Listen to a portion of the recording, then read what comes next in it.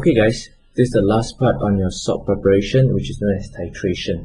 Okay, so as mentioned previously, by now you should know precipitation method as well as addition method.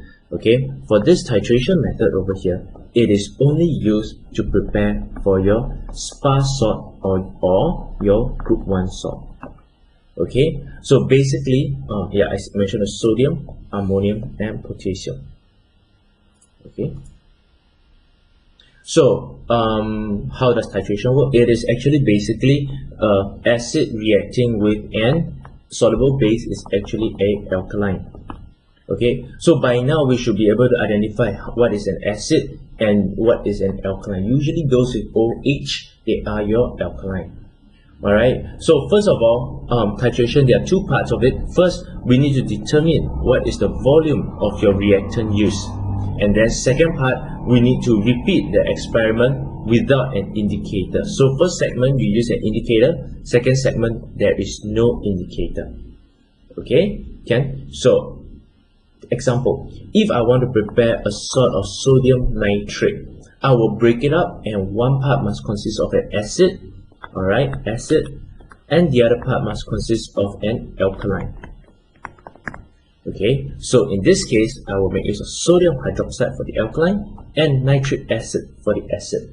Okay, so far so good. And then after that, alright, I will pour them together and then I'll perform titration, and then we will be able to get our soluble salt.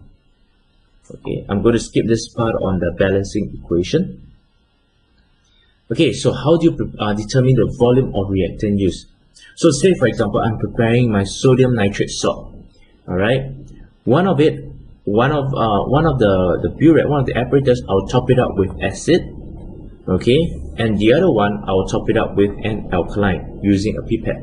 Alright, and then after that I will make sure that I add indicators in this solution here. So what will happen is that by now you should have done your salt preparation experiment. I will make use of the tap and I will drip dropwise until it changes color. Alright, so I will drip slowly the acid into the solution until it reaches its end point. Alright, and then I will take note of how much volume was actually used. Okay, and once that is done, I will have to repeat the whole experiment because right now I know there's a fixed volume being added here. I know what is the volume of acid that has been added, but because there is an indicator here, so in order for me to prepare a soluble salt without an indicator, I will have to repeat the whole experiment, okay, without the indicator.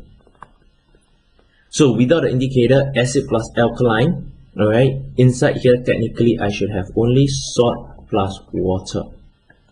Alright, then after I can proceed on with neutralization, and that's how I get my reaction, right? My soluble salt.